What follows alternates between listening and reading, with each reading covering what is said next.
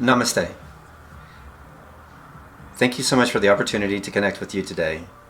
It's a Monday. Sometimes we are struggling through, of course, transitioning from the weekend and getting everything going. It seems like Monday is always the day that things are built up and just kind of takes away a lot of the things from what we just accomplished over the weekend. So I hope this week is amazing for you. It's beautiful for you. You have an opportunity to start new and to start fresh. Today's topic is how do you go from enjoying a yoga class to integrating it into your everyday life, which seems sometimes simplistic but also can be very complex as well. So I'm going to give you a variety of different types of yoga classes that I have either taught or engaged in that I feel are very, very beneficial. I'll give you just a highlight of those benefits of those and what they do, and then I'm going to give you some type of yoga that I feel to avoid and just give you some analogies or things that have worked for me. So, types of yoga classes. The first one I'm going to say is aerial, and I was introduced to that at Wanderlust a few years ago. I think it's probably been 4 years now, and I suffer from fibromyalgia, and I realized that that was the first time that I felt really relaxed. So aerial is a tool, a mechanism to allow you to feel supported and to find trust. A lot of times in our life, through relationships, we have lacked that trust, and we bring a lot of that to the mat. We bring that to a lot of our life, that we don't trust a lot of people because, we didn't have healthy boundaries. A lot of that's our own responsibility. I can go into that in another topic. I actually have a healthy boundaries video out there as well that I would encourage you to look at if you have questions, and feel free to comment on that as well. So aerial, you're trusting this silk, you're trusting all the support mechanism. If it's in a portable rig or in a studio, you're trusting all the people that played a role in installing that rig. And so you're suspended in the air. So you have to find trust through this journey. So aerial is a really great yoga class if you're lacking trust within yourself and trust within others. Number 2 is Yoga Nidra. And I have a Yoga Nidra video out there, a couple of them, I think 30-minute and a 60-minute one. And that just allows you an opportunity to kind of dive in on what's going on with you and to reflect and feel really connected. So if it's a guided Yoga Nidra, and it gives you an opportunity also to pause and kind of reflect. Mine as also incorporates mindfulness. So you go through all the steps of mindfulness for observation, through awareness, through all your different senses, your breath, your intention. So that gives you a little bit of opportunity just to relax, and that's a yoga class where you just lay there and do nothing basically, but be as comfortable as you can for an entire hour. Number 3 is a yin deep stretch. And so that is an opportunity to resolve current or past issues. That's going to bring up a lot of things on your mind. And that's probably one of the most difficult classes for a lot of people, just because of that mere aspect of you have a lot of time to reflect. You're given a lot of time to dive in a little bit deeper on the sensations that are occurring, the feelings that are occurring, and what is going on with your life. So that's a lot of times the most challenging, but also the most rewarding. Number 4 is a Hatha. So a Hatha can do somewhat of a flow. There's a little bit of a breath to movement. Normally a Hatha, you're going to hold like standing postures and other postures 30 to 60 seconds. So you may be in a Warrior 1, a Warrior 2, extended, side angle, or any of those kind of postures for 30 seconds to a minute. And that's going to allow you to create stamina and endurance, so give you a lot of strength. That is my least favorite class just because of fibromyalgia. So it creates a lot of pain, a lot of discomfort in my body, and my mind really gets distracted, and it creates a lot of anxiety. So realize that class is really good for a lot of people, but for people with chronic pain or fatigue or things like that, it may not be as good because it creates more pain within the body. Number 5, a Vinyasa.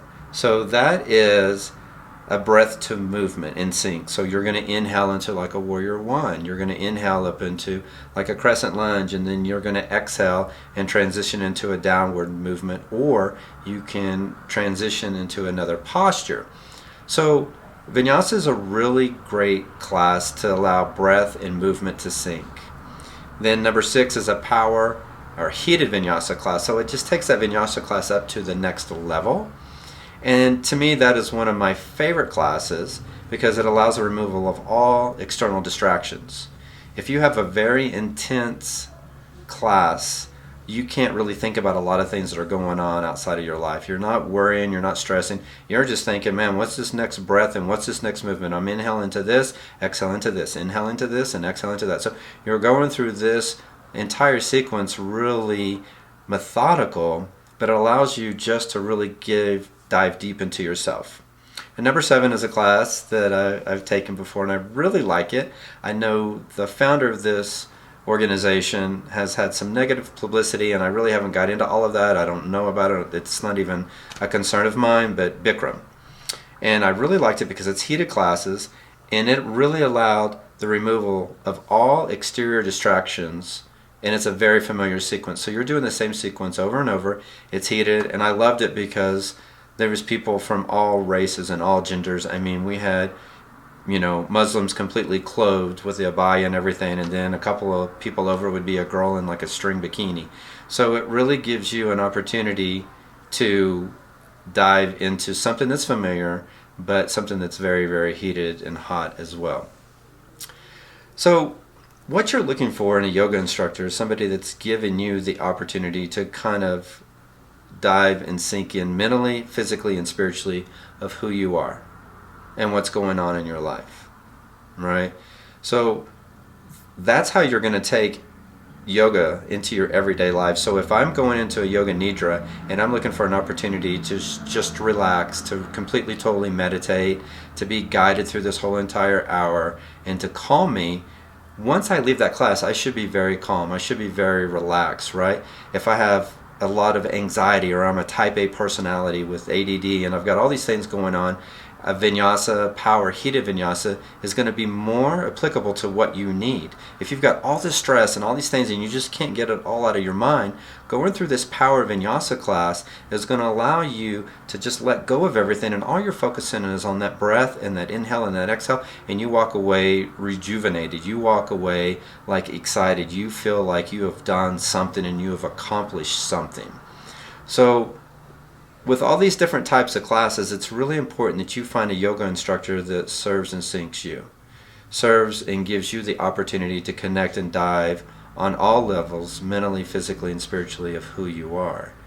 So I'm going to give an example of, for example, every day I try to go for a sunrise hike, an afternoon or evening hike, and then one around sunset. So today I was in an enormous amount of pain. I could not get up. I could not get out of bed till I think around 10 or 11 o'clock. It was just one of those days, right?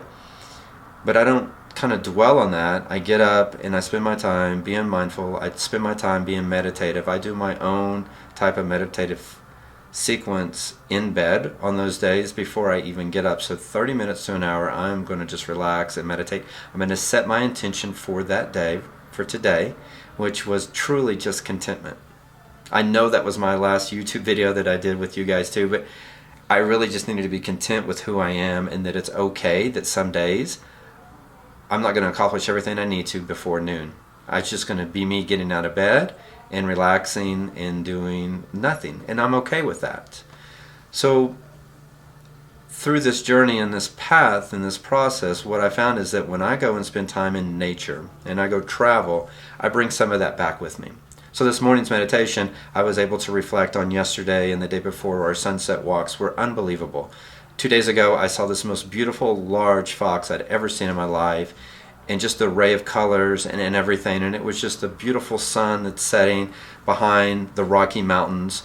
And I know that I can kind of sense that it was a little crisp in the air, a little cool, and that fall is coming, and that all the trees are turning these amazingly beautiful colors. So I'm able to take part of that journey as, say, a little travel with me and bring it back. That's exactly what yoga should do for you. It should give you a whole new level of enlightenment, a whole new level of empowerment, a whole new level of strength and flexibility and courage. Your yoga instructor should be doing all of that for you every single time you come to the mat. They should be devoting 110% of their energy, mentally, physically, and spiritually, to that sequence, to maybe the music playlist, to the theming, to everything that's going on. If you're not getting that, then you need to find a different yoga instructor. You need to find that connection with nature and your yoga instructor. They need to be simultaneously. So when you go out and you visit some magical, beautiful place and you feel weightless and you feel limitless and you feel like all the stress is gone, when you walk into a yoga studio, it should be doing the same thing. A yoga studio should always provide unconditional love and acceptance for who you are. Your race, your gender, whatever, it doesn't matter. None of that even matters at all.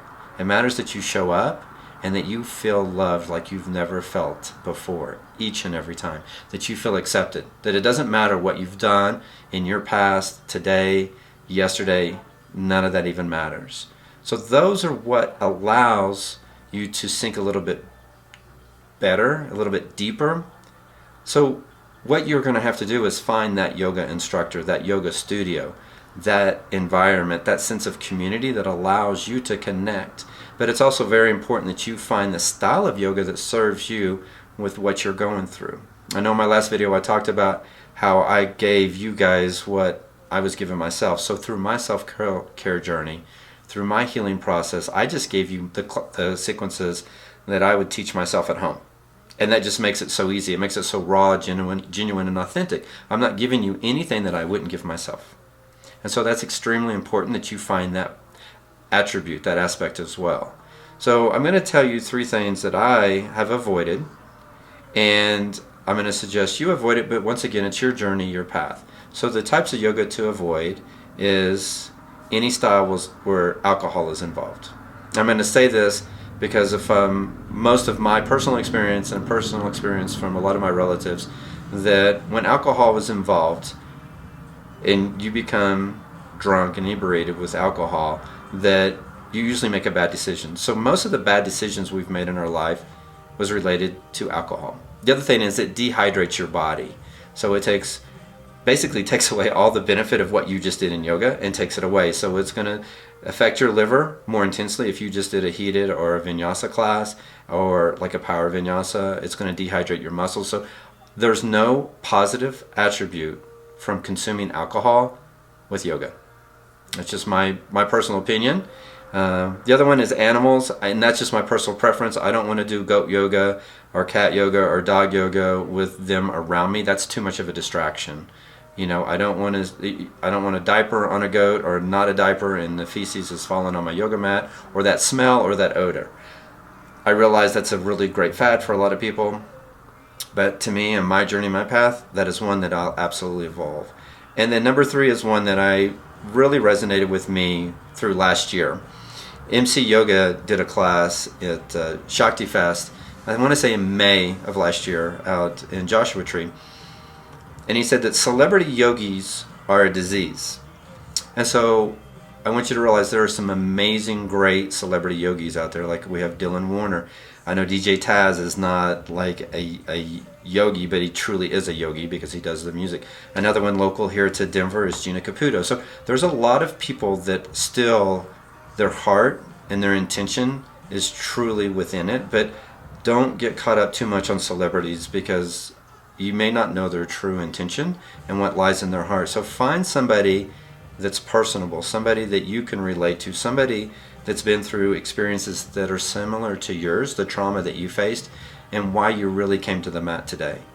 What is it you're looking for in yoga? And find somebody like that in your life that you can have that common bond. Because that's truly what yoga is. It means to yoke, to bond, to connect.